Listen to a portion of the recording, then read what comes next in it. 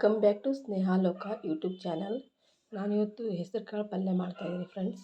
ಅದು ಹೇಗೆ ಮಾಡೋದು ಅಂತ ನೋಡೋಣ ಬನ್ನಿ. ನಾನು ಮೊದಲಿಗೆ ತವಾ ಇಟ್ಕೊಂಡಿದ್ದೀನಿ, ಆಯಿಲ್ ಹಾಕಿದ್ದೀನಿ, ಸಾಸಿವೆ ಜೀರಿಗೆ ಹಾಕ್ತಾಯಿದ್ದೀನಿ, ಕರಿಬೇವು ಹಾಕ್ತೀನಿ,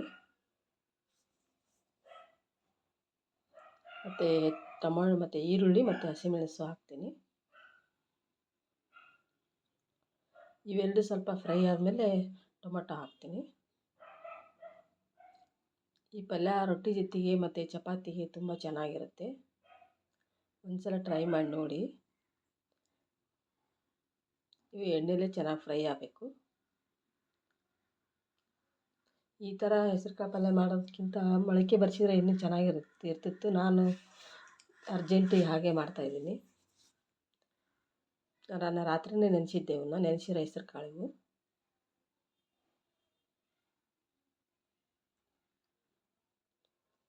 ಎಲ್ಲ ಚೆನ್ನಾಗಿ ಮಿಕ್ಸ್ ಆದಮೇಲೆ ಒಂದು ಸ್ವಲ್ಪ ನೀರು ಹಾಕಿ ಬೇಯಿಸಬೇಕು.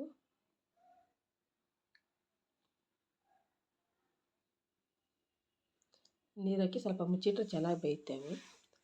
ರುಚಿಗೆ ತಕ್ಕಷ್ಟು ಉಪ್ಪು ಹಾಕ್ತಾಯಿದ್ದೀನಿ, ಅರಿಶಿನ ಪುಡಿ, ಗುರೆಳ್ಳು ಪುಡಿ ಮತ್ತು ಶೇಂಗಾ ಪುಡಿ. ಇವೆಲ್ಲವೂ ನಾನು ಬೇಯಿಸಿ ಲಾಸ್ಟಿಗೆ ಹಾಕ್ತೀನಿ, ತೆಳಗೆ ಸವತ್ನಾಗ ಹಾಕ್ತೀನಿ. ಮೊದಲಿಗೆ ಹಾಕಿಬಿಟ್ರೆ ಎಲ್ಲ ಮತ್ತೆ ಹೊತ್ತು ಬಿಡುತ್ತೆ ಪಲ್ಯ, ಅದಕ್ಕೆ ಲಾಸ್ಟಿಗೆ ಹಾಕ್ತೀನಿ.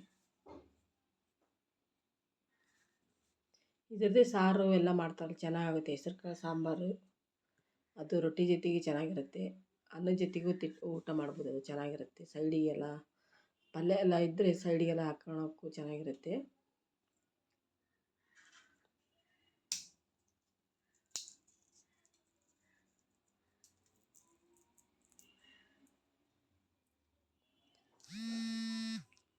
ಕೇಸರಿಯ ತೇರಾ ಇಶ್ಕ್ ಹೈ ಪಿಯಾ. ಆಯಿತು ನೋಡಿ ಫ್ರೆಂಡ್ಸ್, ಪಲ್ಯ ಇದು. ಅದು ಹೆಸರು ಕಾಳು ನೆನೆಸಿರ್ತೀವಲ್ಲ, ಜಲ್ದಿ ಆಗಿಬಿಡುತ್ತೆ ಪಲ್ಯ. Thanks for watching friends.